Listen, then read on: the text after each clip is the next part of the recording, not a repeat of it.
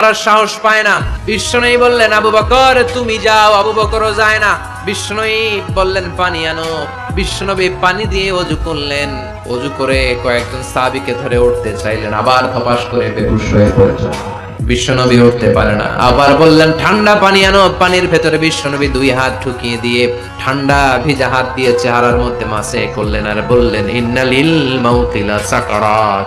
হায়রে মৃত্যুর কি যন্ত্রণা, হায়রে মৃত্যুর যে কি কষ্ট। ও মিয়া, বিশ্বনবী যদি মৃত্যুর কষ্টে কাতরায় আমাদের অবস্থা কি, আমাদের নসিবে কি আছে? আল্লাহ তুমি বাঁচাও, পড়ে না আমি। বিশ্বনবী কাঁদছেন, সাহাবারা একের পর এক দেখতে আসে, কান্নার রোল পড়ে গেল চারদিকে।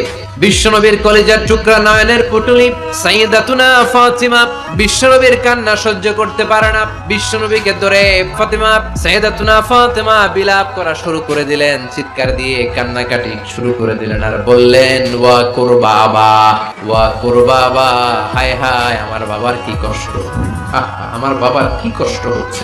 বিশ্বনবী বললেন ফাতেমা তুমি কেঁদো না, আমার কষ্ট আজকের পরে আর থাকবে না, আজকে তোর বাবার সব কষ্ট বন্ধ হয়ে যাবে। কি যেন কানে কানে বললেন, ফাতেমা আরো কেঁদে দিল। আবার কানে কানে কি যেন বললেন, ফাতেমা হেসে দিল। বিশ্বনবীর ইন্তেকালের অনেক পর মা আয়েশার কাছে ফাতেমা বললেন আমি যখন প্রথমে কেঁদেছিলাম আব্বা বলেছিল আমি আর বাঁচবো না রে ফাতেমা। আবার কানে কানে একটা কথা বলার পরে হেসেছিলাম, আব্বা বলেছিল আমার পরে আমার পরিবার বর্গের মধ্য থেকে সর্বপ্রথম তোমার সাথে আমার দেখা হয়ে যাবে রে ফাতেমা। অল্প কয়েক মাসের ব্যবধানে